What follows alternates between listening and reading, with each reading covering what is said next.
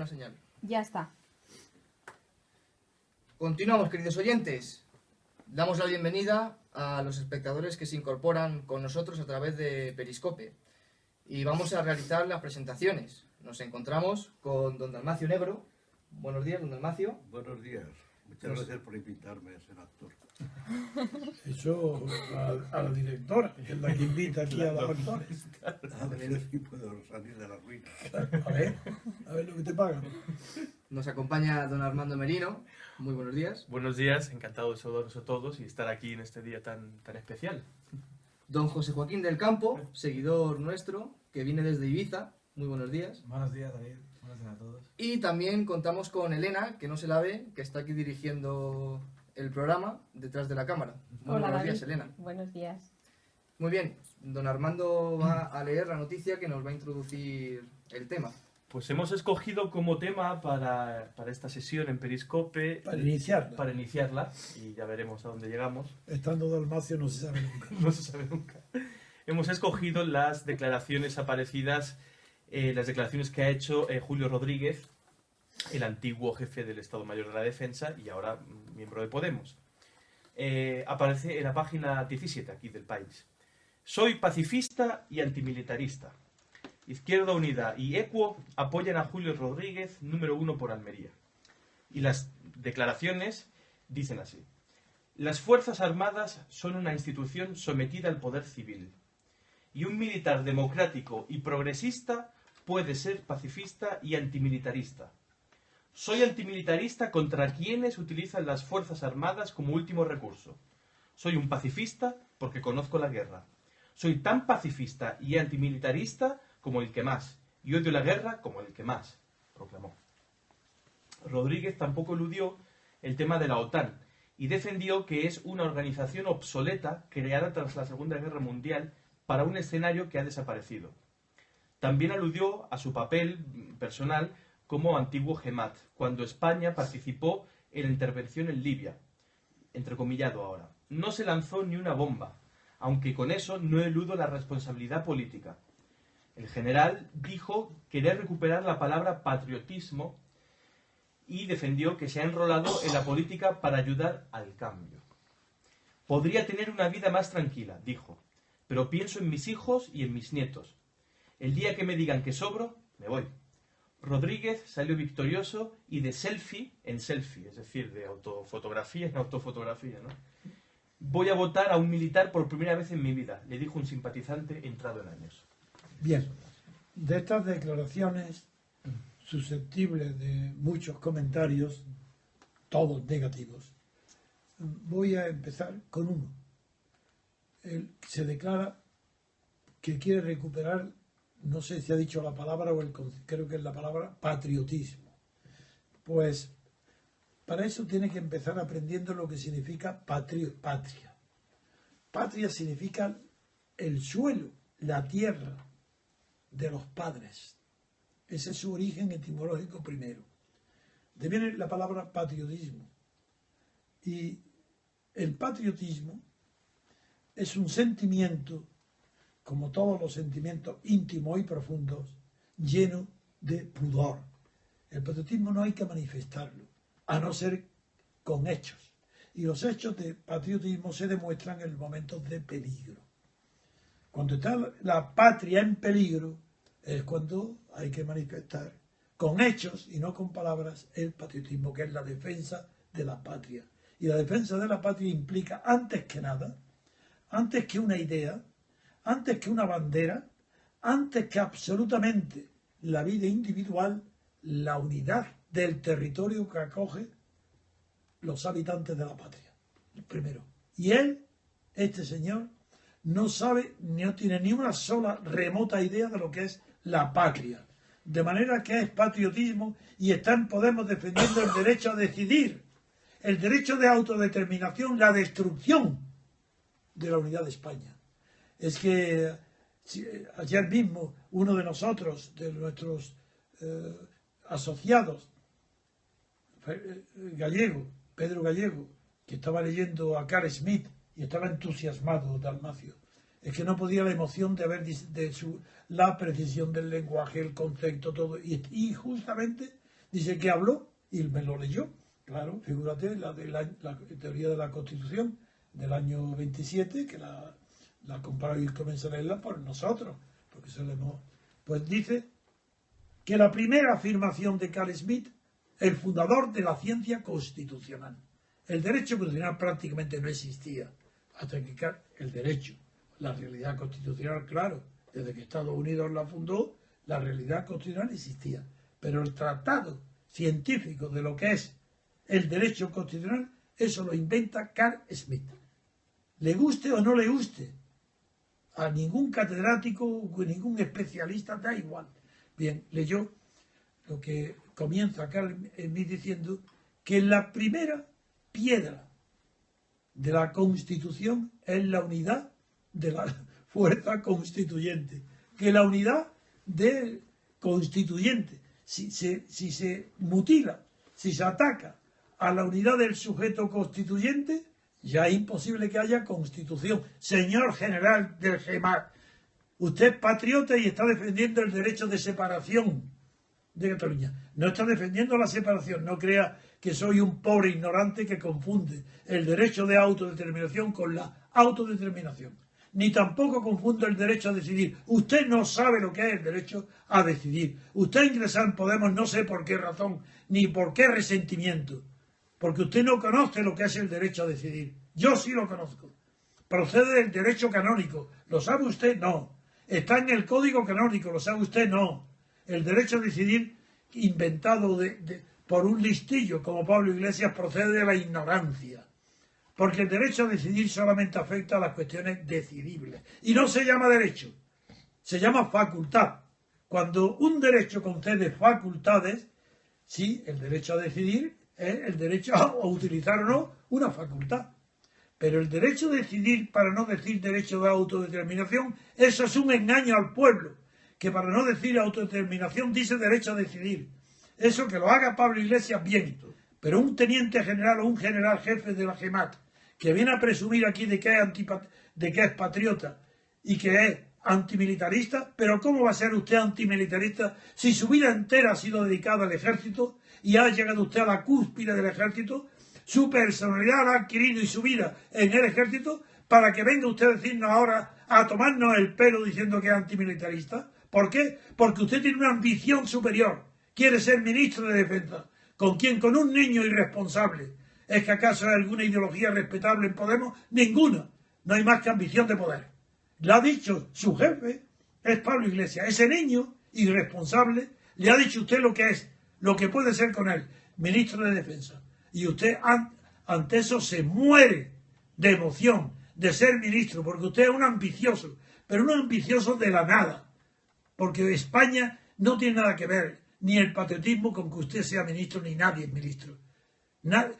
El patriotismo no lo sienten. Quien lo siente es quien lo sufre.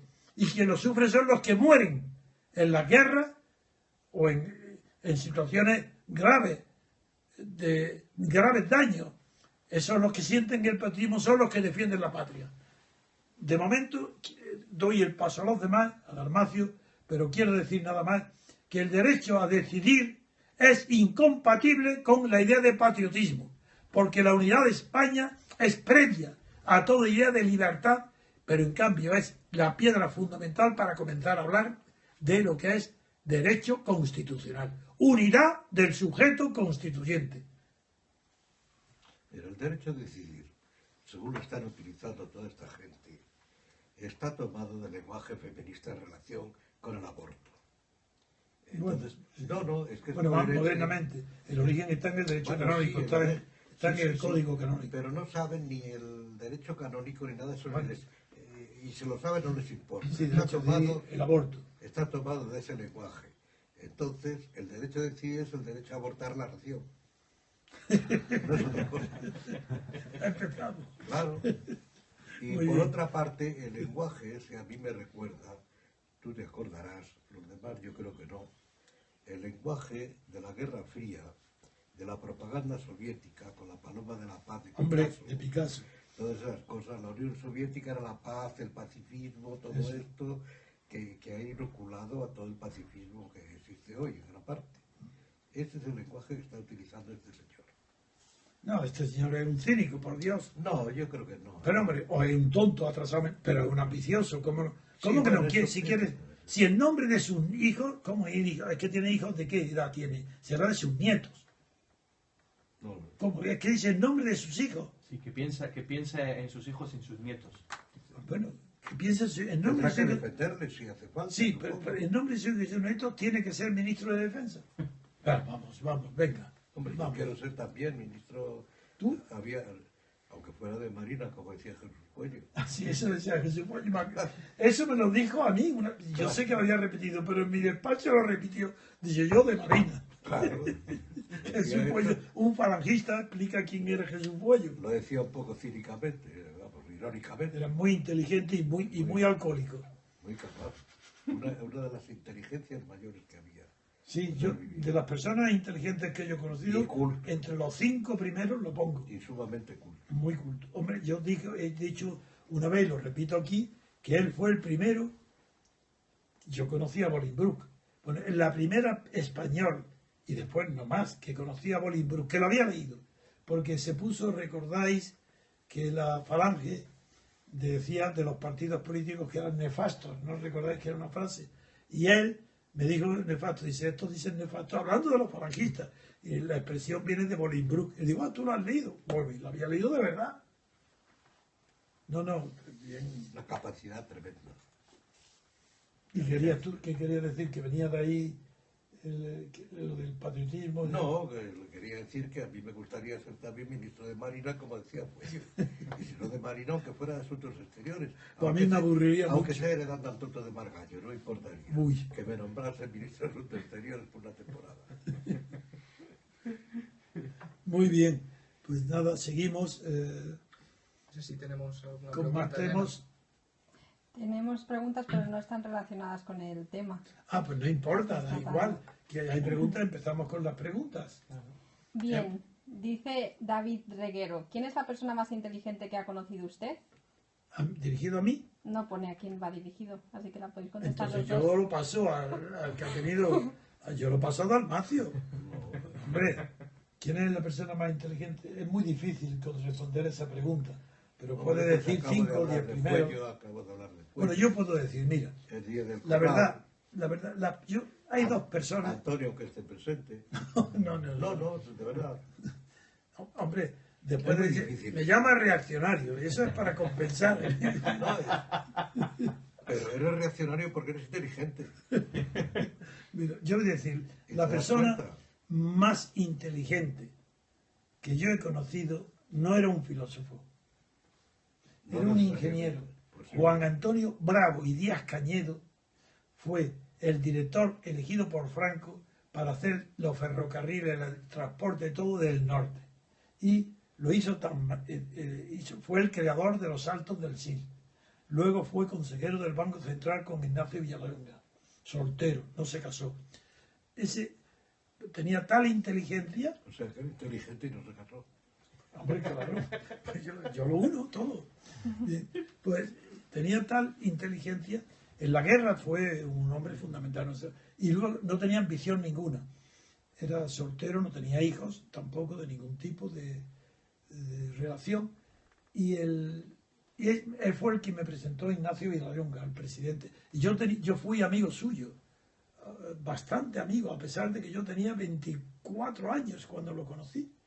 Y yo iba a comer con mucha frecuencia, soltero, a su casa, y cuando me casé, a mi mujer se lo presenté enseguida a él, porque era muy inteligente. Luego, también es muy inteligente Pedro Sáenz Rodríguez, pero era más vasto, era la inteligencia del creador de Salto del Sil. Pedro Sáenz Rodríguez era inteligente, pero era demasiado parcial, limitado en la visión del mundo, pero era un hombre inteligente. Y luego yo ya no puedo hablar de Dalmacio, como se ha adelantado, ya no puedo decir tú, ya eso nada, me ha impedido. Entonces es Cortés, debía decir. Hombre, claro, pero ya me has dejado, dice, mira, ahora como lo ha dicho que es inteligente, le corresponde tu inteligencia a la tuya, ¿no? En fin, esa es una palabra muy, muy difícil. En cambio, sí que podías preguntar quiénes son las inteligencias de la historia que más nos han impresionado. Eso sí que es una pregunta buena. O algunas inteligencias. No la más. ¿Quién es el que más? Es imposible cualquier cosa. Sí, incluso en la historia del Y pensamiento. entre los futbolistas, ¿quién es el mejor futbolista? Hombre, eso sí, Messi. Bueno, yo no entiendo mucho, pero puedo decir quién me parece. Pero otro le puede parecer otro. Y A Messi le son dice a todo el buenos. mundo. Claro. Bien, O Maradona. sí. No, pero el pensamiento sí. En el pensamiento sí que es bonito poner una escala de penetración. Bueno, en primer lugar, sí que eso sí que es un tema bueno. La inteligencia no es una facultad como la memoria. Que la memoria, cuanto más extensa, mejor. La inteligencia no se mide así, porque no hay un hombre inteligente para todo. En cambio, quien tiene mucha memoria la tiene para todo. Es que tiene memoria. Y hay tipos de inteligencia, no. Hay también. Ahí voy. Cuidado, ya hay memoria visual, memoria. Sí, pero dentro de la persona que tiene mucha memoria tiene todos esos tipos, los tiene todos. Sí, bueno, lo recuerda por un método o por otro. Eso sí. En cambio, la inteligencia no. La inteligencia es una especialidad del cerebro que se ejercita por vocación o por ejercicio, se ejercita en un cierto tipo de investigación de la realidad. Y es más inteligente aquel que más lejos llega en la visión de la realidad. Entonces ahí sí que se puede ver que no solamente se pueden entender los filósofos célebres, sino que también ahí entran los inventores, los descubridores, los físicos. Entonces se puede hablar de la inteligencia de Einstein, que por lo visto no era, para otros asuntos, no era muy inteligente, y en cambio en lo tocante a lo que él le llamaba la atención, pero ha sido un hombre sensacional. Y en este sentido sí, que es verdad que hay que tener la suerte, las personas cultas, no hace falta ser erudito, pero la suerte bien de encontrar o ser guiado por maestros que desde el principio, desde joven, desde pequeño, aprendas a distinguir en los grandes pensadores de la historia, pues elegir, y no por un orden, no es necesario tener una disciplina histórica de empezar estudiando los griegos, luego los romanos, No. aunque es verdad, pero es verdad, y eso no hace falta, pero es verdad una cosa, que en los grandes hombres, los grandes genios, es muy raro que los posteriores no hayan estudiado a los anteriores. En ese caso sí que conviene un cierto orden cronológico para distinguir dónde están los descubrimientos, quién da los pasos que otros de luego se montan y desarrollan. No solo hablo de la física, de esa célebre expresión de que la ciencia caminan, son gigantes caminando sobre hombros de gigantes. No, pero sí que me gusta conocer la opinión de Dalmacio, porque para mí la inteligencia está en eso, en la especialización. Cuanto mayor sea el abanico, mejor, pero no quiere decir que por muy grande que sea el abanico vaya a ser más inteligente. La inteligencia se mide por la penetración, capacidad de llegar a descubrir la realidad detrás de las apariencias. Y hay escritores maravillosos, ¿cómo? La ironía. La ironía, por ejemplo, claro. Sí, pero que hay escritores maravillosos y que dominan el idioma, que son capaces de darte placer en la estético, porque son capaces, y sin embargo pueden ser no demasiado inteligentes, porque saben describir muy bien las apariencias. Pero la verdadera inteligencia penetra en es como las cáscaras de una cebolla. Es más inteligente quien más cáscara es capaz de retirar hasta ver lo que hay El detrás. que llega al fondo. El que llega al fondo. Esa para mí es la inteligencia. Y de luego yo creo de verdad, El que llega a la verdad de lo que es. Trata. sí, objetiva. Sí, La verdad porque- objetiva. Sí, porque la verdad no hay más Que que... puede estar equivocado. Exactamente, pero sí. Pero es cierto. Es verdad que yo he tenido la suerte, porque hay muchos que me preguntan por el libro, y voy a decir algo que te va a gustar a ti, Dalmacio. Creo que he decidido, si tenemos éxito, que hasta ahora va bien, en la venta de esta nueva edición de mis 7 libros, como hemos fundado, tenemos una editorial, entonces he decidido que Dalmacio nos ayudará a reeditar las obras de pensamiento de lo que estamos hablando, de no los grandes volúmenes, sino aquellas obras de los grandes pensadores que sean útiles para hoy, que nos enseñen a pensar y hacer una colección que yo sé elegirle, y Dalmacio también, que no sea tan extensa como las que anuncian la enciclopedia, de ninguna manera. Pero yo sí que sé elegir quiénes son los autores más penetrantes para el pensamiento político. Eso sí que lo sé. Entonces eso, pues me gustaría, si tenemos éxito, con ese dinero, dedicarlo a publicar todas las obras de los grandes pensadores que sean útiles para comprender lo que es la verdad respecto a la libertad política, que es la obsesión no mía, sino de todos vosotros. Nuestro movimiento no tiene más que una sola ambición intelectual, es la libertad política colectiva. A propósito, he recibido, Dalmacio, tu texto de Bakunin, que es precioso, pero he visto enseguida que eso no tiene nada que ver con mi pensamiento. Mi pensamiento es, yo creo que es original porque antes yo no lo había visto nunca. Mi libertad es la libertad vuestra, la de todos. Pero es un pensamiento de una libertad fundadora, que es colectiva. En cambio, Bakunin, cuando dice una cosa muy parecida a mi libertad es la de los demás, por un lado, tiene un concepto cuantitativo, puesto que dice cuanto más hombres libres sean, más libre sea yo. Mientras que mi concepto no es cuantitativo, es esencial. Es la libertad mía, es la libertad vuestra, de todo. En España sería de los españoles. Eso por un lado. Luego, por otro lado, él no considera, como anarquista que es, para él la libertad es una conquista individual. Por tanto, nunca habla de la libertad colectiva, ni una sola vez en ese texto. Y lo que sí fundamenta es el anarquismo en que su libertad depende de que los demás sean libres, y cuanto más mejor. En cambio, la libertad que nosotros todos perseguimos, le llamamos también libertad constituyente. Luego, la libertad constituyente es incompatible con la idea de Bakunin de una libertad extensiva. No, nuestra libertad tiene que ser constituyente. Es decir, que los demás la quieren en un solo acto, no poco a poco, por convicción anarquista que va conquistando. No. Lo que nosotros defendemos es una libertad que en un solo acto colectivo funda una constitución democrática que garantiza como institucionalmente esa libertad colectiva. Que no es que sea libertad colectiva de un solo día, es la libertad colectiva que al fundarla como Estados Unidos también reserva la fuerza constituyente para las futuras enmiendas.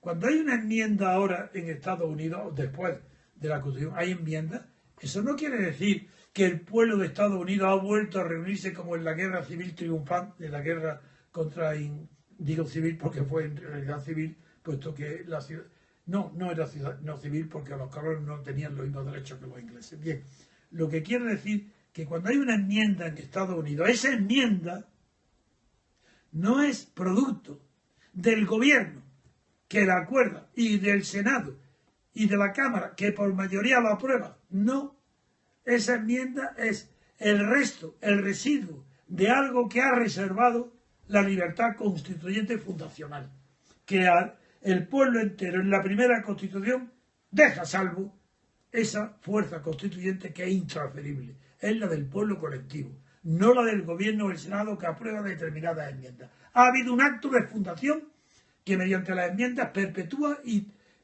transmite la fuerza fundadora de la libertad constituyente. Eso es nuevo y nosotros queremos para España y para Europa, pero para España queremos esa libertad colectiva constituyente que no se parece en nada a la maravilla moral y política que implica el anarquismo cuando llega a esa nobleza y esa sinceridad.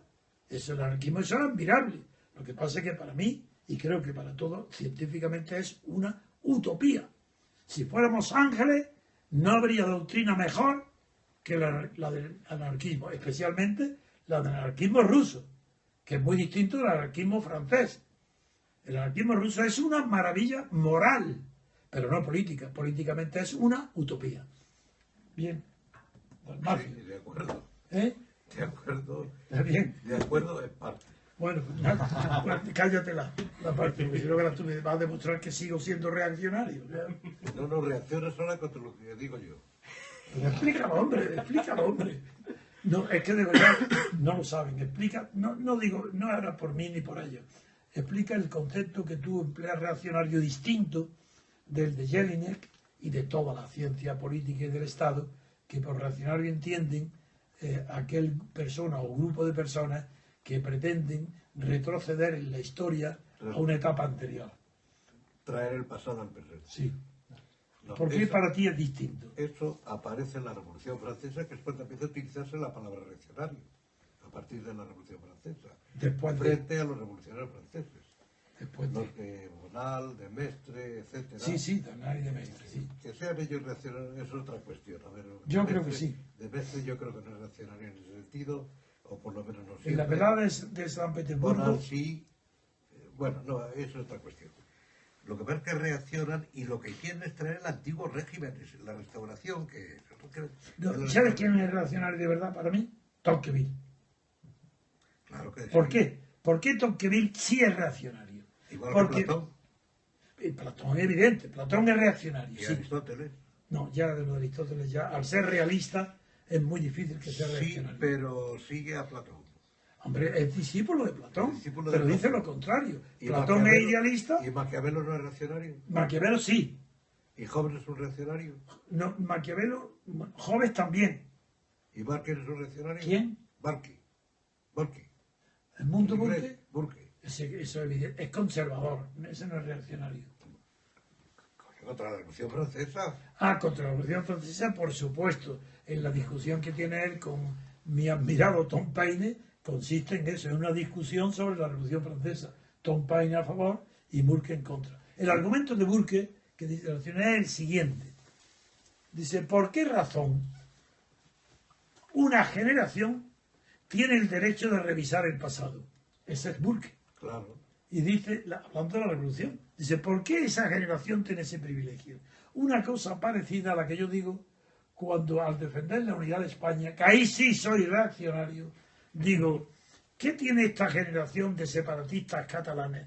Estos Pujol y Arturo Mas, estos aparte de robar, ¿qué tienen esta generación para tener un derecho de autodeterminación que no tuvieron ni sus padres, ni sus abuelos, ni sus bisabuelos, ni nunca, en 500 años? ¿Por qué esta generación? Y segundo, si la tienen ellos, ¿por qué no la tienen la siguiente y la siguiente y la siguiente? Y si Cataluña acuerda en un referéndum la separación, ¿por cuánto tiempo se pone? ¿10 años? Para que haya otro referéndum después y que digan a ver si quieren volver. ¿Y por qué esta generación va a tener lo que nunca va a tener otra futura, ni ha tenido nunca la del pasado? Eso es ridículo.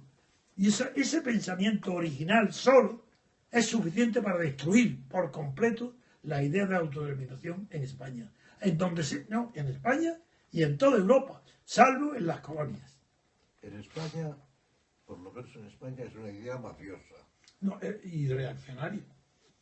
Ni reaccionaria, es mafiosa. Sí, bueno, y además robando en este caso Es mantener concreto. los negocios. En este caso Nada más. concreto es mantener el negocio, claro. Es evidente, no tiene otro sentido, aparte de que haya gente de buena fe que se lo crea. No tiene nada que ver. Pero en fin, yo puedo Pero admitir tú, que al siguiendo defender... con la enumeración, tú hablabas antes de Carl Schmitt. Sí, Carl Schmitt, dejando aparte lo de nazi y todas esas no, eso tonterías, es después, eso no. ¿no es un reaccionario? En la teoría de la Constitución no. Sí, está reaccionando contra el Estado que ve que se va. Pero reaccionando no quiere decir reaccionario. Reaccionando, hombre, Bueno, si yo te... pero el que reaccione es Si un yo te reaccionario. pincho ahora mismo, reacciona y... Pues claro. Y pero eso nadie te va a llamar por eso reaccionario. Pero estamos hablando de política o no. Sí, hablamos de En política. todo, Y me están pinchando todo el día. todo la gran política. pensamiento político, Y no soy reaccionario. todo gran pensamiento político, eso es la historia, nada más que la historia, no hay... Aparece cuando hay una situación de crisis, de Sí, desorientación, cierto. y entonces Es verdad. Platón, Aristóteles, Carl Schmitt, todos los que hemos mencionado y muchos más, reaccionan contra una situación... Pero no porque por eso ven- se le llama reaccionario. Para que no se le llame su uso del lenguaje, Claro. pero que viene de la Revolución Francesa. Pero es que entonces No, porque en la Revolución Francesa no. Después sí. bueno, en los románticos. Sí, eso sí, El porque reaccionarismo, en la el Revolución sentido Francesa romántico, sí, ya, se llamó no. contrarrevolución Que sí, a la guerra de la Vendée. Sí, de los religiosos, de los católicos, de los curas y de los peluqueros, sí. que se quedaron sin empleo porque se quitaron las pelucas los aristócratas y tuvieron que hacer una guerra para recuperar su oficio. ¿Tú sabías que ese fue el origen? Todos los caudillos de la bandera eran peluqueros, todos, sin excepción. Y dices, ¿esto qué es? ¿Cómo puede ser una casualidad? Pues no, no era casualidad. Es que se habían quedado sin empleo, habían perdido el negocio. ¿Y Si por qué a- aquí la gente que se queda sin empleo no hace lo mismo? Esto, pues venga, dilo a todos los parados por hacer una guerra de la bandera. En vez de votar a Podemos, Sí. que es integrarse en el sistema. No, pero mira como Como en general, este general, este militar va buscando, ahí va, Sí, su, pero eso su que- peluca, su ministro de defensa ha perdido la peluca con la edad y ahora va buscando otra, puede ser que otra peluca. tenga problemas personales también. Sí, pero esas son explicaciones psicológicas, freudianas. Ya, bueno, que además no sé si es correcto, ¿no? Ni yo tampoco. Pero en fin, sí, hemos empezado con el patriotismo y me alegro muchísimo de haber empezado con ese tema. Luego hemos derivado a la pregunta del Pero te has pensamiento. olvidado del patriotismo. Cuando se habla en España de patriotismo hoy, se habla del estúpido patriotismo constitucional del señor Habermas. Ay, es verdad, es verdad. Bueno, sí, Que no lo inventó Habermas, sino que lo inventó Sternberger Stenberger. por otra razón. En el porque- año 1949. Bien, Sí, porque Alemania estaba separada y por otras circunstancias. no podía hablar de patriotismo alemán. Y aquí en Y España, el tonto de Habermas, a partir de Habermas se ha difundido. sí, pero es que antes que Habermas, o a la vez, un tontarrón de verdad, no mala persona, aunque ya sabéis No mi tiene que teoría, ver, ¿no? que es Gregorio Pérez Barba, el que ha fundado esa universidad. Este era un hombre demócrata, cristiano, partidario y seguidor de Joaquín Ruiz Jiménez. Y luego el oportunismo del PSOE le hizo pasarse al PSOE. No tenía principio y venía con mucha frecuencia a mi despacho, lo conozco muy bien, que es una persona de una inteligencia menor.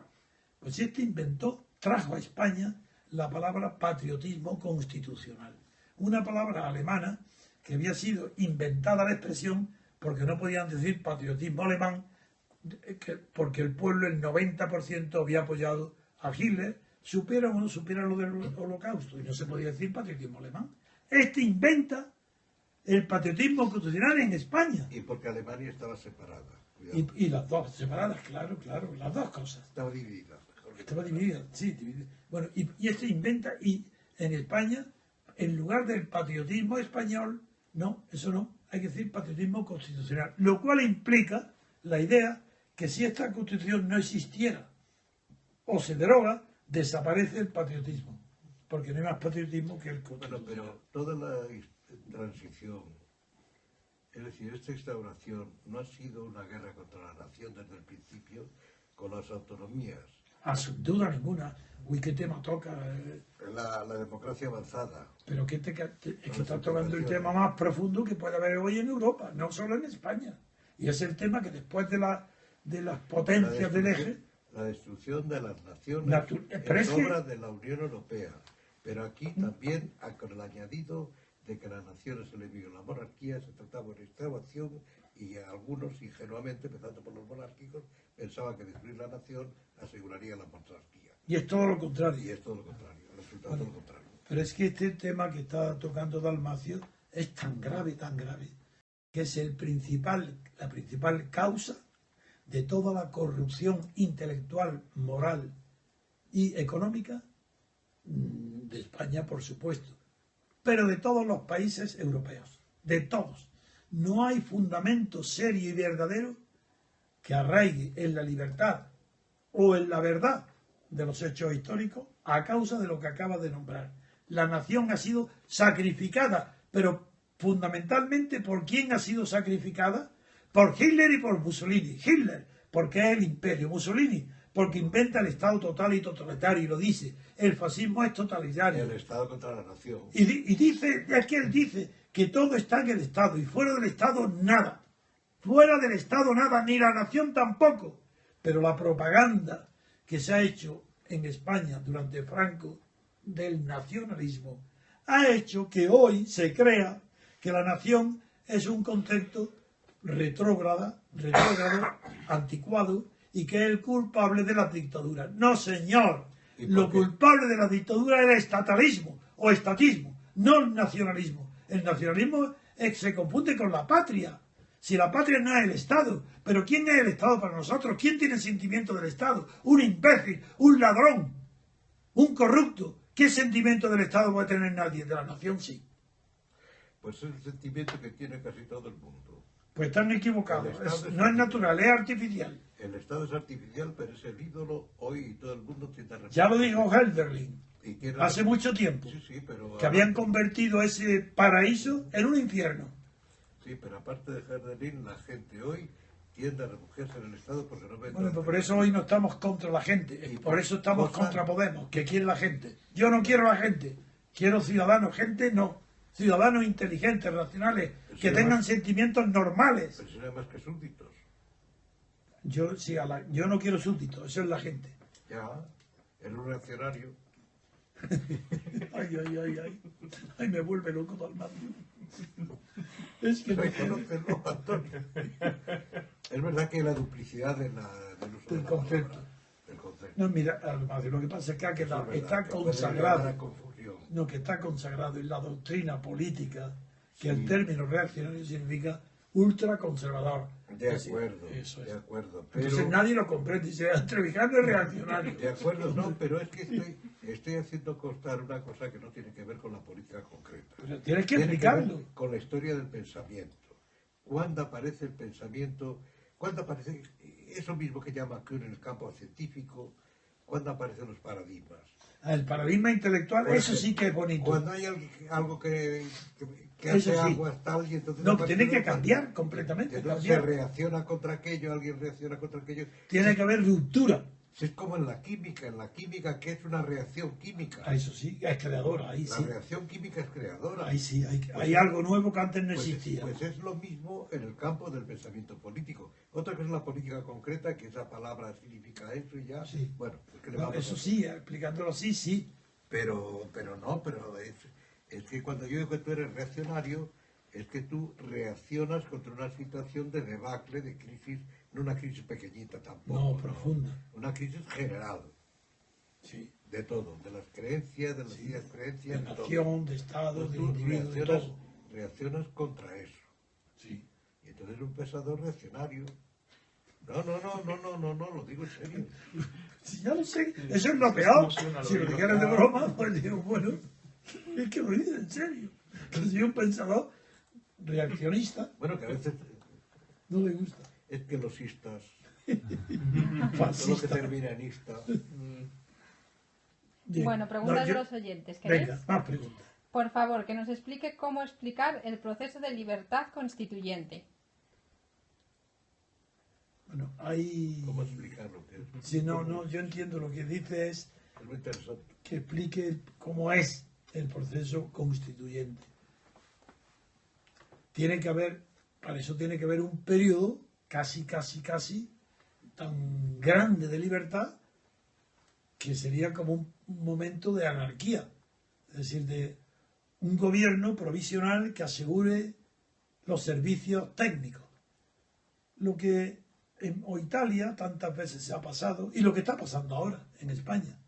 Durante un periodo, por lo menos de un año, tiene que haber un gobierno que no pertenezca a ningún partido, que esté formado por personalidades que han destacado en otros terrenos para que conserven una cierta serenidad en el cargo, que no aspiren al cargo como algo importante de su vida, un gobierno provisional durante que abra un periodo de libertad absoluta.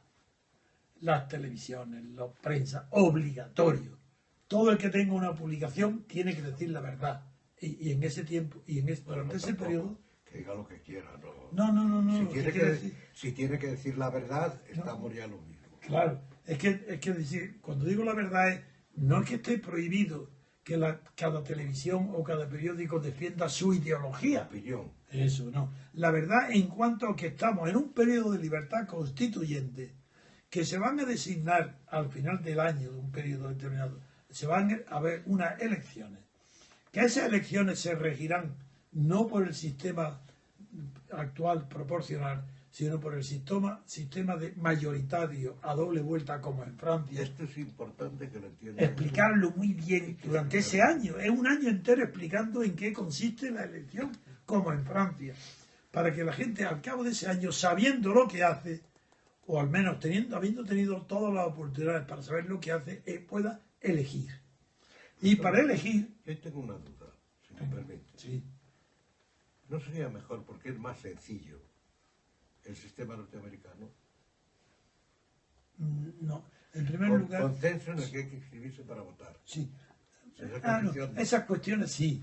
Todo lo que es técnica electoral puede ser traída de cualquier parte y por tanto de Estados Es Unidos. que lo digo Sí. porque la doble La técnica vuelta, sí. es que lo de la doble vuelta para mucha gente es un engorro. No, pero es que lo que es la doble vuelta es que eso ha sido una maravilla. Te voy a decir por qué.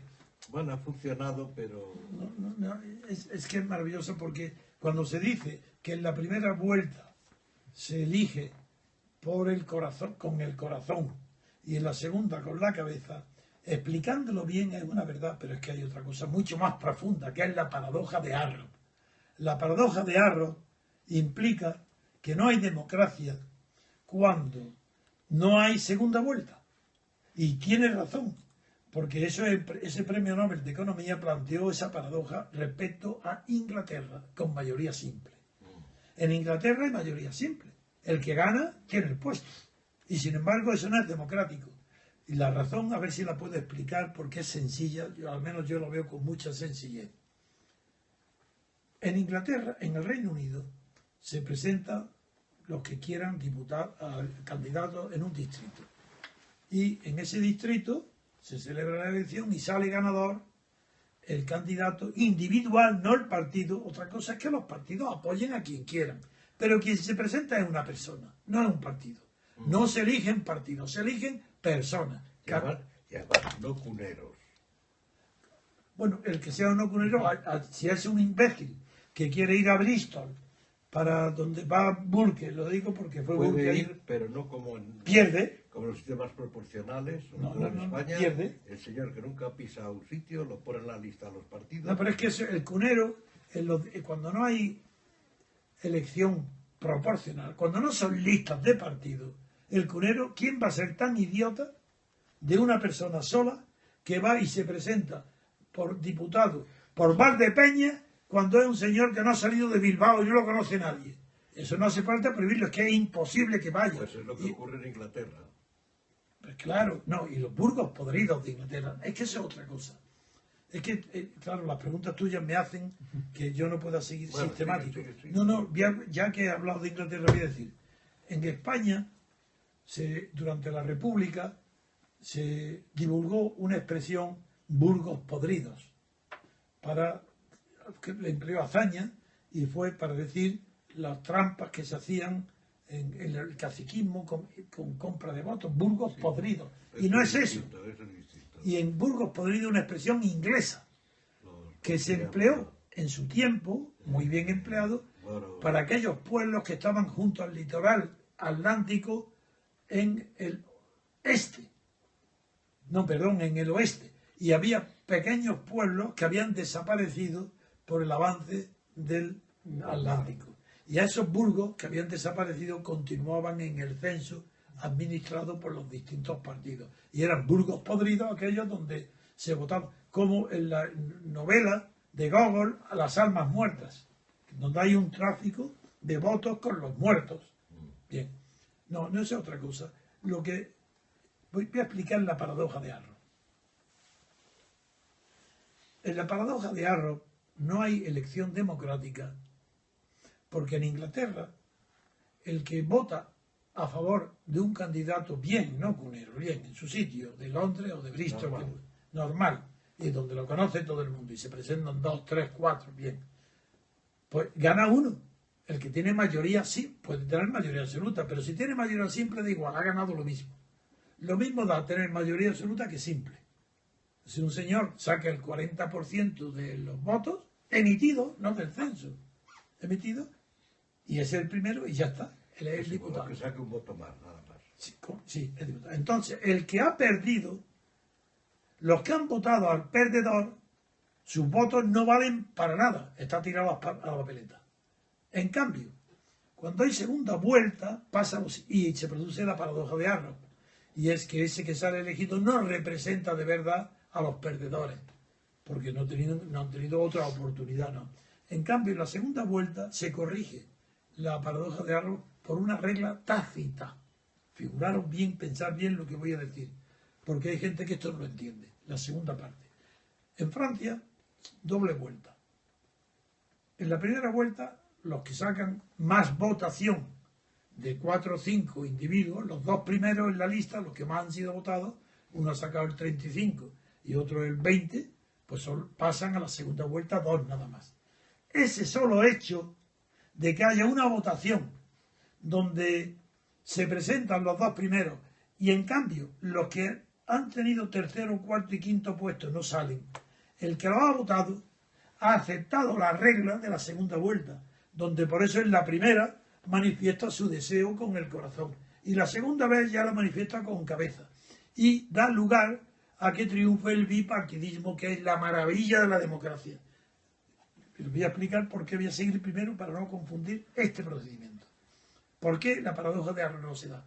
Porque el que pierde acepta que en una segunda vuelta el que gane con mayoría absoluta lo representa a él también perdedor en la primera. Voy a repetir. Es que no es tan sencillo.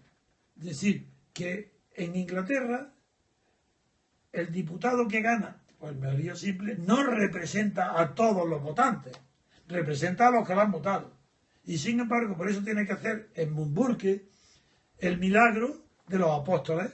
Dice, no, es que tan pronto como en Bristol, eso está en su discurso de Bristol, tan pronto como ha elegido diputado de un distrito, en ese mismo momento ya no defiende y representa al distrito, sino al interés nacional de toda Inglaterra. Eso es un cuento.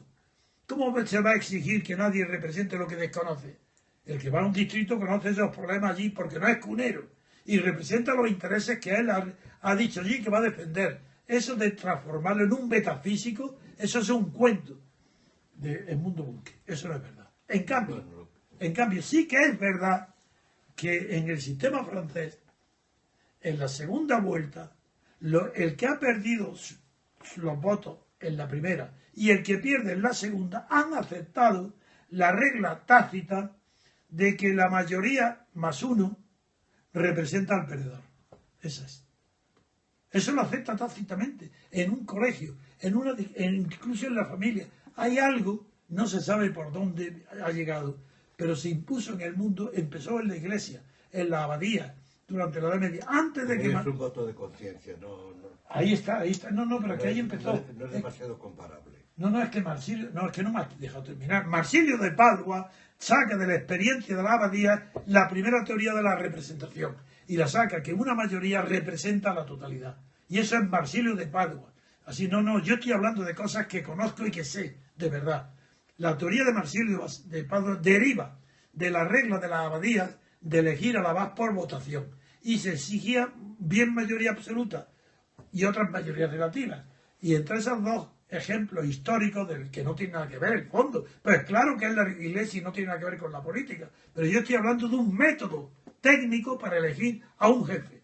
Y ese método, es más, yo no puedo, si hablamos del Vaticano, la cantidad de veces que hace falta una elección para elegir el Papa, tampoco, pues es un método que hay que estudiarlo también. Se van eliminando hasta que... Bueno, pero eso no quiere decir que es confundir una cosa con la otra, porque yo no hablo más que del método. Y el método da lo mismo, que sea para lo que sea. Y yo he dicho nada más que procede del método que se consagró en los monasterios y abadías.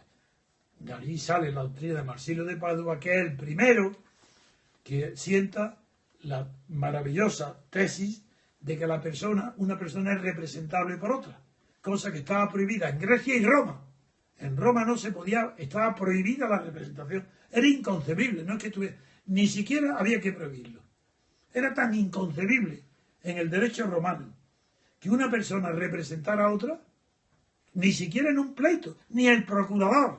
Eso que nosotros conocemos también ahora de los procuradores, que le damos poderes para que nos representen en un pleito, eso estaba prohibido en Roma, que es la que inventa el derecho y el procedimiento. Prohibido. y recurrieron a un truco extraordinario, maravilloso. Cuando un propietario tiene un pleito referente a su propiedad con otra persona que la invade o lo que sea, en Roma se inventa un mecanismo tortuoso, laberíntico, pero maravilloso. Como el propietario no puede dar poder a un procurador, el que lo va a representar de verdad en el juicio se llama procuratio in rem suam, porque eso sí, puede representar una cosa del propietario, pero no el propietario. Ese es el derecho romano. Y conozco tan profundamente este tema, que es que yo puedo explicarlo en el mundo entero, cuál es el origen de cada sistema de representación. Y el sistema de representación a doble vuelta es maravilloso, porque es el que consagra de verdad el principio de representación a conciencia, elimina la paradoja de Arrow y hace que el elegido sea representante de verdad del distrito que lo elige, no de la nación. Eso de ninguna manera. ¿Y cómo surge la representación nacional? Por un mecanismo sencillísimo, reunido en Madrid o en París o en Berlín. Todos los diputados que han sido elegidos en sus distritos personales, donde están, donde viven, donde proceden, donde son conocidos, porque si no a nadie se le ocurre ir a que no lo elijan.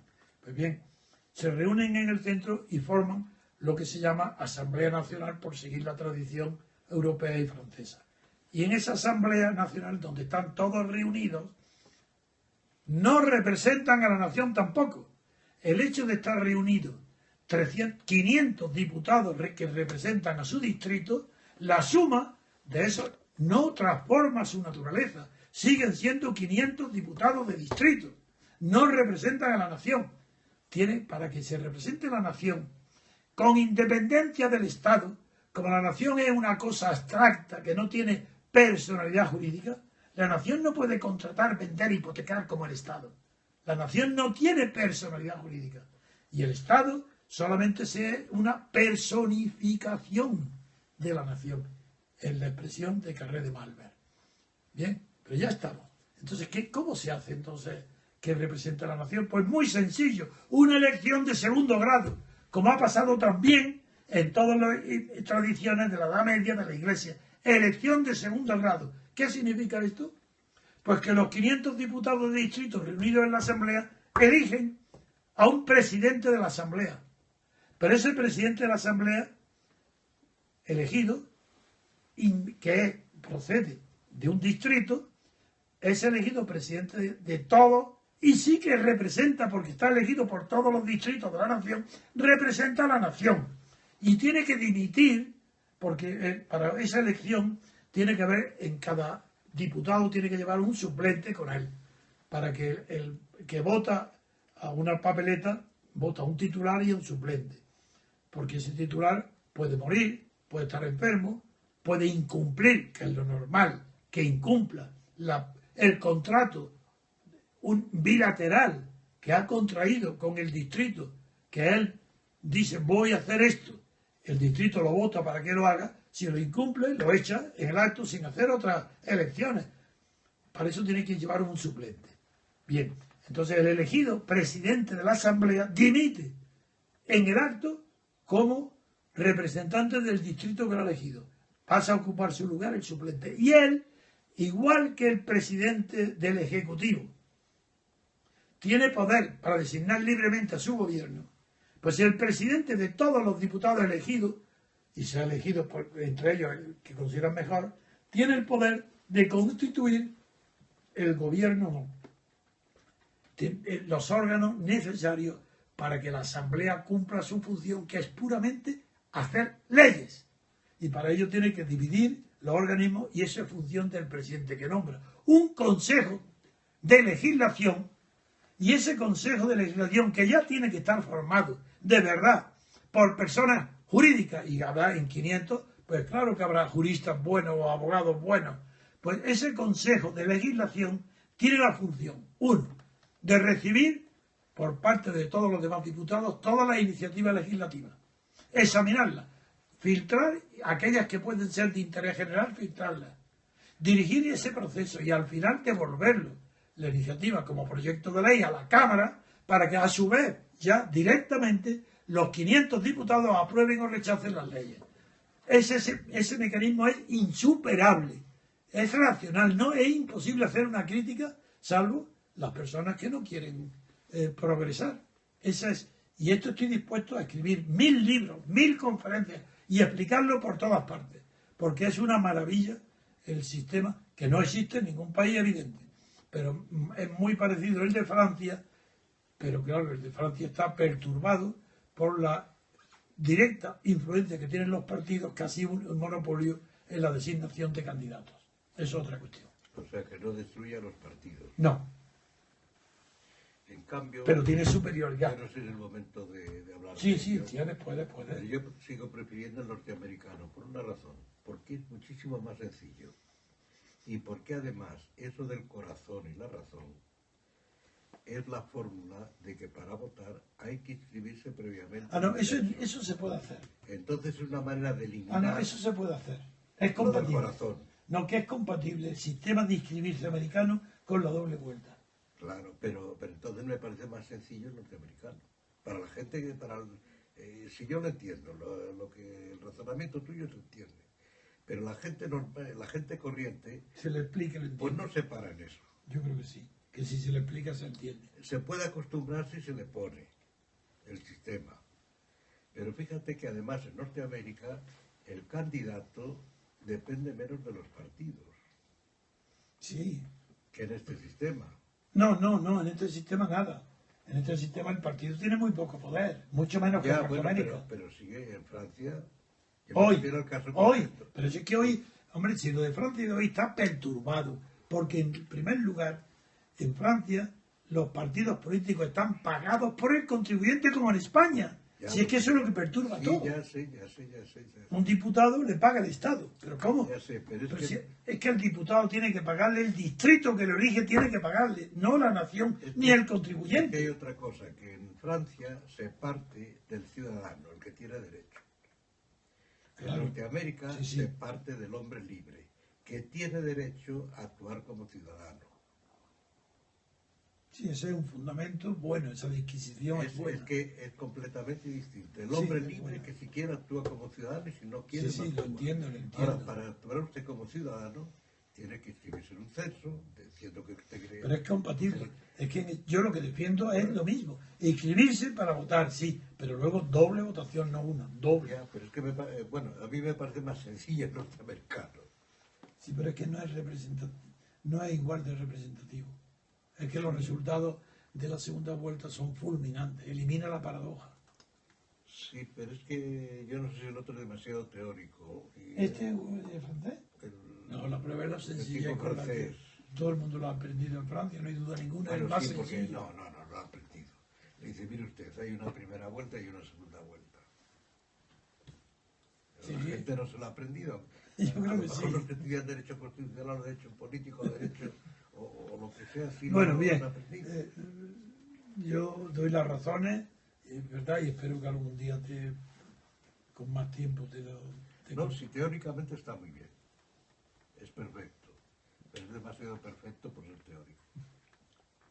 Mira, te voy a decir, una constitución, incluida la americana, buena, hablo de buena, de Carl Smith, tiene que tener un equilibrio. Sí. No puede haber una constitución desequilibrada. Bien, pues Estados Unidos tiene un desequilibrio gravísimo, y lo voy a señalar ahora, que le hace que no es democrática. Es la mejor, la más parecida a una democracia, pero no lo es. Obama, o cualquier presidente, en virtud del párrafo 7º del artículo 1º de la Constitución, tiene el poder de rechazar una ley aprobada en la Cámara, Ese veto. el derecho de veto que tenía el rey Luis XVI antes de que se lo obligaran a suprimirlo cuando huyó a Valence, pues con ese derecho de veto lo conserva el presidente de Estados Unidos. ¿Y cuáles son las consecuencias del derecho de veto?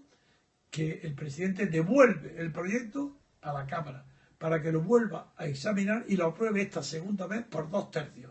¿Cómo un presidente puede tener el poder de variar las condiciones para aprobar una ley? Eso es un escándalo. Pero es que no he terminado ahí. Y si, en 2/3. Y el Senado. Y si no, se lo devuelve, pues puede necesita luego, para volver a presentar, no lo aprueba, y necesita, no me acuerdo ahora, 6, 7, 8, 9 o 10 años para volver a presentarlo. Eso no hay derecho. Pues eso es consecuencia del sistema electoral porque es todo un equilibrio. En cambio, lo que yo propongo no hay esa posibilidad. Es que acuérdate que Norteamérica, con la misma constitución, se dudó si la constitución si Norteamérica va a ser aristocrática o democrática. Y incluso, no, Y se discutió. pero fue antes, ¿no? Pero es que la constitución norteamericana debe su prestigio a que las constituciones a la francesa son imposiciones de las oligarquías. Ay, hombre, En claro. cambio, ella es mucho más No, es formal, que Estados Unidos más tuvo sencilla. libertad constituyente. Claro. Y en, no, y en claro. Europa no. Por eso debe su prestigio, porque no me digas a mí que las enmiendas, que son factibles de acuerdo con la Constitución, no hay enmiendas que son impresentables. La que impone, por ejemplo, Las armas. Las armas. No, las armas, no, Eso eso... está justificado. No, eso está justificado. Eso, Por Maquiavelo, nada menos. eso es la libertad política. Nada menos que por Maquiavelo. No, eso es la libertad política. Pero me refiero, por ejemplo, a la... ¿Cómo se llama? A la tributación progresiva. Ah, Por ejemplo. sí, que al final es una expoliación. Eso es la socialdemocracia. Sí. O una forma de sovietización. Por ejemplo, y no solo esa. Hay más enmiendas, porque ya van no sé cuántas, que eso ya es verdad que es la evolución histórica. Si yo no quiero decir que el sistema norteamericano sea perfecto, porque no creo que haya jamás... Es el mejor que hay. No creo que haya jamás ningún sistema político perfecto. A menos que se realice lo del Pero hay que esperar. en la hay Tierra que- como quería Marx. O No, los eso no. marxistas o los Eso utopistas. son o lo que utopías. sea. Eso son ideologías. Eso es una utopía y eso es la ideología. Pero salvo eso, ningún régimen será jamás perfecto. Depende de la historia, de las circunstancias históricas, de muchas cosas, de las experiencias colectivas. Pero dentro de ello me parece el norteamericano mejor, me parece, no digo que sea, me parece porque es más sencillo. Y el tema de la democracia es que todo el mundo entienda las cosas de la política, Bien. las cosas elementales. Yo, de todas formas, creo que hemos hablado bien de este tema. Otra pregunta. Otra pregunta, dice otro oyente. ¿Cualquier ideología política es utópica? Sí, porque procede de la utopía. Bueno, las ideologías. es que hay dos conceptos de ideología y utopía. Y esos dos conceptos que hasta Karl Mannheim estuvieron separados. Karl Mannheim, un sociólogo bastante bueno de los años 30, alemán, 1930, escribió una obra que es muy buena sobre ideología y utopía y cambió el sentido tradicional de la palabra utopía y también ideología. ¿Por qué? ¿Cómo la cambió? Porque hasta el año 30, utopía había tenido en política el mismo significado que tiene en Tomás Moro, el que emplea la palabra griega, que significa fuera del espacio, fuera del lugar, que no tiene sitio. Que son más bien críticas, ¿no? Sí, sí, y él fue el primero. Entonces, la utopía siempre fue así. Antes hay un antecedente, Lamartine, el único que hay antes de Mannheim, que cuando habla de utopía también lo presentó, la única excepción, Lamartine, que no es un pensador, pero dijo algo muy aproximado a que era algo muy difícil, casi imposible. Y Mannheim ya lo transforma por completo. Y considera que utopía es lo difícil, eso es el colmo. Es que entonces eso no es utopía. Y a eso le obliga a unir, para separarlo, pero acercar, aproximar el concepto de utopía con el de ideología. Pero incluso Mannheim, que es el que se ha dedicado y ha tenido más fama por esta obra, tampoco acierta, porque la ideología es bastante sencilla de concebir. No hay que ser marxista para comprender lo que es la ideología tal como la define Carlos Marx en La Sagrada Familia, donde define muy bien lo que es ideología, bien para aquella época, que es como un velo, es un velo que oculta la realidad. Bien, eso será la función, pero eso no define la ideología. Esa será la función de la ideología, ocultar la realidad. ¿De acuerdo? Pero es que el marxismo es otra ideología, eso él no lo puede concebir. En cambio, si pensamos que la ideología, partiendo de su significado etimológico, es una idea que en tanto que es idea puede ser particular, universal, local, al añadirle logos, lo transforma forzosamente en universal. Y ahí es donde viene ya el fracaso y el fracaso, sí, de todas las ideologías, todas. No tienen más remedio que fracasar, porque partiendo de algo que particularmente es verdad, al añadirle el logo, tienen que transformarlo en una universalidad. Y todas las ideologías son falsas por necesidad, porque no son lógicas, no es el logo, no es la razón. Esa idea primitiva no quiere decir que sea una idea racional, es una idea de justicia, de sentimiento, de amor, pero si la conviertes con el logo en un tratado lógico, eso es falso, eso no puede ser. Por eso Carlos Marx no confundió la ideología con la función de la ideología, que es tapar, poner un velo, ocultar la realidad detrás de la apariencia. Bien. Sí, que es una forma de... El fallo de la ideología es que sustituye el pensamiento de totalidad por un pensamiento particular. Exacto, esa es la que idea. lo desarrolla lógicamente. Exactamente. Y forzosamente es falso. Sea falso y ya está. Es falso Y porque, como no tiene en cuenta todo, pues... porque la idea es parcial y por tanto es falso. Sencillamente por eso. Por eso, sí.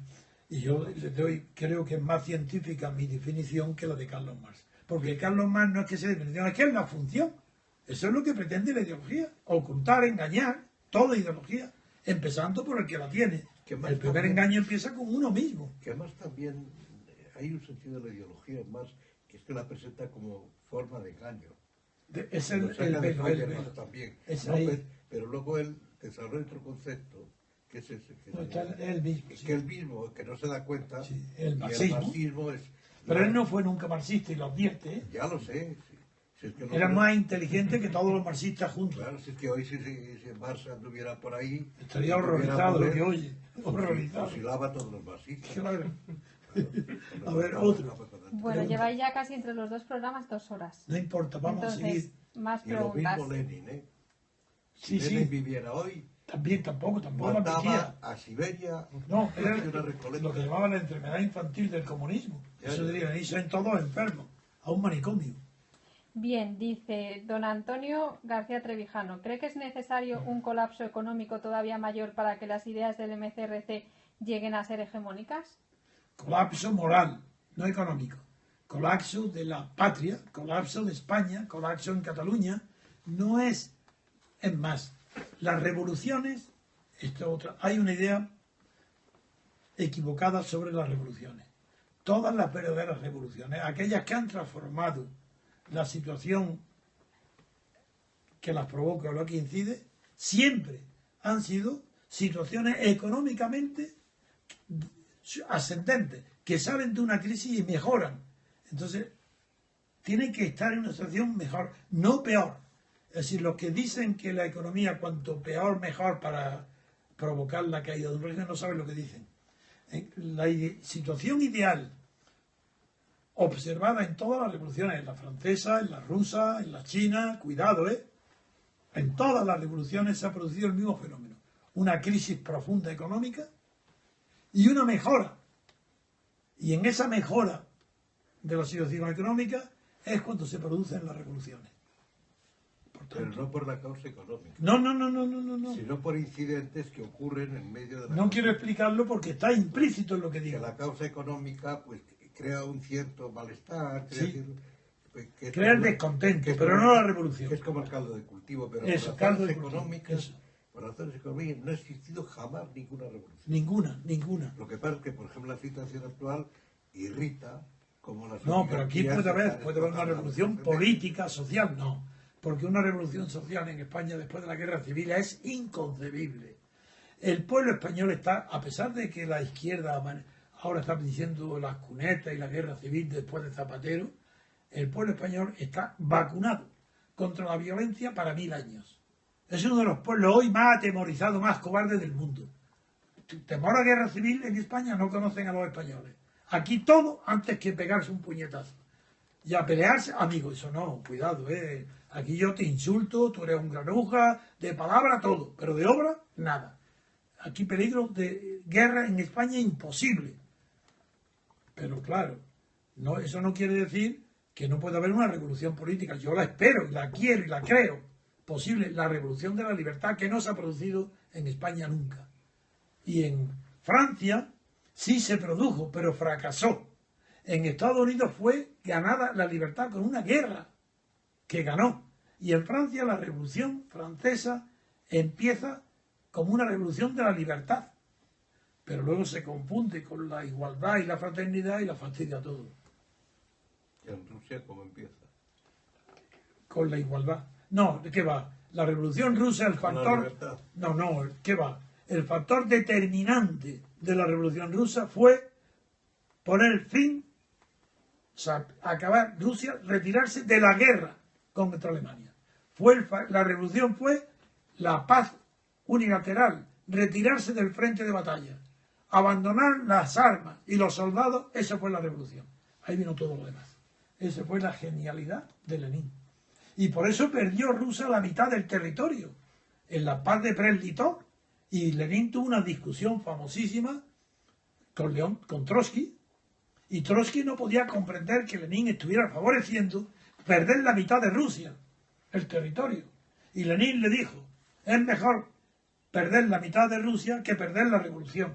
Con esa mitad que conservamos volveremos a recuperarla, como así sucedió. Ven, a ver otra pregunta. Otra pregunta, esta es de Vicente Ferrer. Hombre, este es nuestro amigo Vicente. Y colaborador de la radio. Está en Cartagena de Indias. Sí. Y siempre le escucho con avidez cuando me da los informes sobre Estados Unidos y sobre... ¿Está en Cartagena de Indias? En Cartagena de Indias. Y es un Porque fenómeno. Él es cartaginense, me parece. Él está en Cartagena de... No, él es valenciano. Yo creo que era Se llama Vicente Ferrer. Es de Valencia. Pero vive en Colombia, en Cartagena de Indias. Yo es que pensé que era... Me confundo a lo mejor. No, bien. Venga, a ver qué Bien, quiere esta es decir. la pregunta para los dos. Dice, ¿qué le parece a don Dalmacio y a don Antonio lo de que Anguita ha declarado que estamos en el 77? ¿Da? Antes de Cristo o después de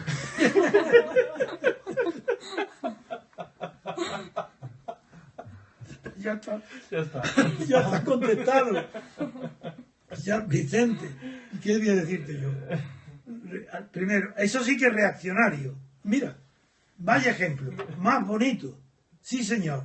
En la definición de Jelinek, Anguita es un puro reaccionario. Porque se dice que estamos en el 77, pero ¿cómo? Que quiere ignorar la transformación tan profunda que ha habido en España desde el año 77 ahora. Pero si es que no tiene nada que ver. Esa es la diferencia conmigo. Si es que yo estoy atento a la realidad y sigo el avance de la realidad. Anguita no sabe, es un maestro de escuela y de ahí no debía haber salido nunca. Muy buena bien. persona.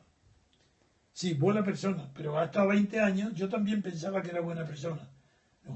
Pensaba, y ahora rectifico, no es buena persona, porque no es de buena persona que después de estar metido en el Partido Comunista y en el Parlamento durante 20 años, ahora esté alabando a Pablo Iglesias, diciendo de los diputados, ¿qué piensan ahora estos hijos de puta? Eso no es de buena persona, porque él ha estado ahí sentado como ellos.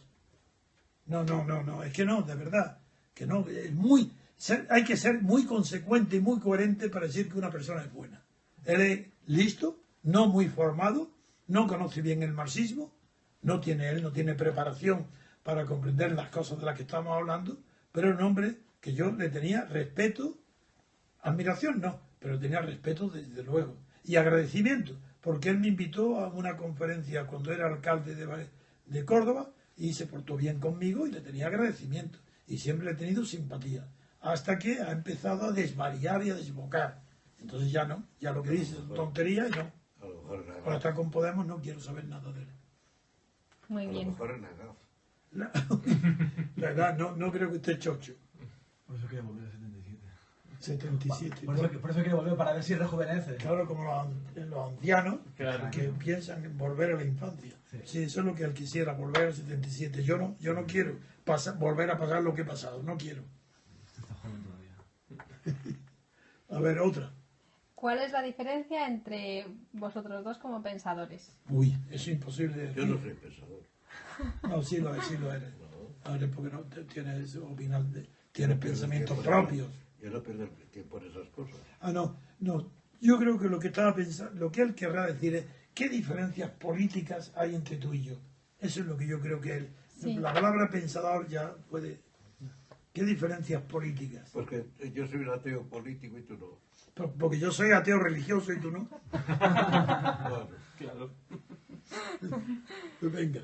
Bueno, otro oyente, cuando estabais hablando de los libros que vamos a editar, que vais a hacer una recomendación de libros y los vamos a editar, te pregunta que si les puedes enseñar algún día tu biblioteca. Sí, previa llamada. La podemos hacer con Periscope, les vas enseñando la biblioteca. bien, claro. Sí, no, Bueno. Claro. Pero es que tengo dos bibliotecas. Una decorada, una inglesa. Hablo de que inglesa hablo de el estilo de la biblioteca, la madera. El nogal inglés, en la grande. Y luego una pequeña de estilo francés. Pero no tengo lo que yo tengo en la cabeza que me gustaría tener en cada una de ellas, determinados sectores de libros. No. En primer lugar, yo no tengo una biblioteca tan numerosa como se podía esperar, porque entre otras cosas le regalé 3.000 libros a mi hijo Pablo y se incendiaron en la finca. Y dentro de esos libros, como yo domino poco el inglés, no domino nada el inglés, pues tenía la colección nada menos que de la biblioteca de Oxford, la más grande biblioteca de filosofía y de historia del mundo, y la tenía completa, y eso vale un dineral, la de Oxford, y se han quemado. Pero en fin, desde luego encantado de enseñarlo, y si podemos con el Periscope sí, pero ellos lo que harán es curiosear a ver qué libro y preguntarme, pues bueno, podemos hacer una prueba. Claro. Vienen aquí, ven y cogen el libro que les dé la gana. Y me digan, don Antonio, ¿qué dice este libro? Eso ya lo hemos hecho. ¿Lo hemos hecho ya? Sí, con alguno que ha venido y ha dicho, no me puedo creer que sepas, que conozcas todos estos libros. Es que yo corro la suerte, a ver, y hasta ahora es verdad, lo digo, venga, coger el que queráis, porque ya todos los he leído, digo, todos los he estudiado. Y me recuerdo cada uno de qué trata. Pues esa vez acertaste. Bueno, ya llevamos más de 2 horas, o sea que yo creo que ya tenemos que terminar, aunque hay bastantes más preguntas. se estropea el periscope. Ya se para, claro, no, ya terminamos. Ignacio, venga, a ver otras preguntas. No, para si a la mí me masa. da igual. No, pero a mí no. Yo mira, pregunto por si se estropea la A palabra. ver. Por eso quiero no se estropea, ¿no? A ver, Dice Rogelio, ¿por qué cometí yo el error de confiar en una persona como Carrillo capaz de lo de paracuellos? esa pregunta me la han hecho varias veces. Yo no confié, claro que confié en Carrillo, pero no como persona, no por sus cualidades personales, que tampoco lo conocía tanto como para saber quién era, sino por ser jefe del Partido Comunista. De ¿Por un qué? partido, Porque era útil en aquel momento.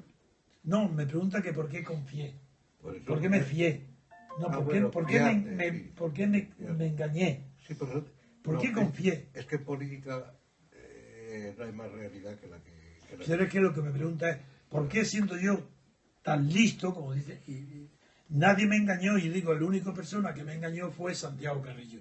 Y digo, no me engañó a él, sino el Partido Comunista, porque yo me parecía inconcebible que el Partido Comunista pudiera seguir una orden de Santiago Carrillo de aceptar la monarquía de Franco. Es una idea tan metafísicamente imposible que yo creo que no yo, sino que el mundo entero estaría engañado. Que aceptara el Partido Comunista Español, después de los sufrimientos que había tenido, que aceptara un monarca designado a dedo por Franco, eso era demasiado. ¿Y a quién no hubiera engañado eso? A ver si hubiera alguien que pensara distinto que yo, que confíe en él. Porque me parecía imposible que traicionara a los muertos comunistas, a los sufrimientos comunistas, a los torturados, que los traicionara. Si es que no es eso solo, es que lo de menos es que el rey hubiera sido nombrado por Franco o no. Que el Partido Comunista Fuera aceptara monárquico. una monarquía. Eso. Igual que el Partido Socialista Igual. acepte una monarquía. Sí. Eso es la mayor falsedad, es lo que demuestra Falsedad la total. falsedad de todo. Claro. No ya porque tenga que ver con Franco ni no con Franco, nada. Así que es que el Partido Socialista, que el Partido Comunista sea monárquico. Sí, eso fue lo que me dio confianza, que no sería nunca monárquico. Y ya está. A ver otra. Otra. Dice, ¿qué opinión tiene de su trato con los carlistas en general y con don Hugo Carlos en particular? Muy buena, buenísima. Fueron leales cuando entraron de los primeros en la Junta y cuando se salieron presionados por el PSOE, pues tanto Irene como Hugo Carlos, con toda esa familia, la impresión que tengo es, con relación a la Junta y a mí, muy buena. Otra, Fueron personas leales, honestas. dice, buenas tardes, don Antonio. ¿Qué opina usted sobre la agrupación al servicio de la República de 1931? Que no sirvió para nada. Sí, la de Ortega, Marañón, Es etcétera. verdad. Sirvió para que hable ella. Nada. Para que no se hable. Para salvar un prestigio falso, porque Ortega y Marañón tuvieron luego la fama por esta de ser republicanos y no lo fueron. Y después de la guerra tampoco. Y después de la victoria de Franco tampoco. Bien, otra pregunta. ¿Qué opina de la visita de Otegi a Cataluña? Nada. No me interesa, no pierdo el tiempo pensando eso. ¿Quién fue el que más le decepcionó durante la transición? Santiago Carrillo. ¿En la República Constitucional se puede destituir al presidente? Evidentemente, en un solo día, en un solo acto y sin motivo ninguno, porque lo decida la mayoría, la mitad más uno de la Asamblea, cuando quiera, sin dar explicaciones a nadie. La Asamblea con mitad de uno dice el presidente fuera. ¿A condición de qué? A condición que en ese mismo decreto, ley de la Asamblea que diga el presidente fuera, ella misma dice yo me disuelvo también a la vez. Disolviéndose ella, esa misma facultad la tiene el presidente. El presidente puede disolver cuando quiera la Asamblea, a condición de dimitir él. Y convocar a la vez unas elecciones presidenciales y otras elecciones legislativas, para que el pueblo, el votante, el elector, el que vota, decida el conflicto entre el poder ejecutivo y el legislativo. Otro oyente pregunta, ¿sabemos diferenciar ya nación y Estado? ¿Y país? Eso no existe, es un país, bueno, como si dijera la tierra, bueno, pues muy bien, país, paisaje, bien, eso no es un concepto político, es un sustituto de las personas hipócritas que no quieren llamar nación. Sí, eso es nada, el país no es un término político. Y la última pregunta que tengo es, ¿qué opina de la posible Federación Republicana Ibérica, iberismo en el siglo XXI? Es una idea buena, pero es muy difícil de llevar a cabo. Pero, pobres portugueses. Pobres Sí. portugueses. Muy bien. Mejor está, mejor como Pues ya está. Ahora sí hemos terminado, ¿verdad? Sí, Pues muy bien. Sí, que yo me he dado cuenta que son las 4. No importa, las tres. Las tres. ¿Las 3? Sí. Sí. Bien. Ah, pero no. No tengo que estar a las 4:30 en casa. Seguro ahora Porque lo tengo, llevan. no, es que tengo que estar de niñero. Que Uy, no hay uy. nadie en casa. Me tiene que dejar nietos. Bueno, ¿qué tal? ¿Bien? Muy bien, pues vamos a finalizar. Todavía está rodando. Sí, está rodando. Anda, entonces ha oído ya a Dalmacio diciendo que tiene que estar de niñero. Muy bien. Bien, pues cerramos ya la emisión, queridos oyentes. Muchas gracias por escucharnos y por vernos. Les pedimos que lo compartan, le den a me gusta y les emplazamos al programa de mañana. Les deseamos que pasen un buen día.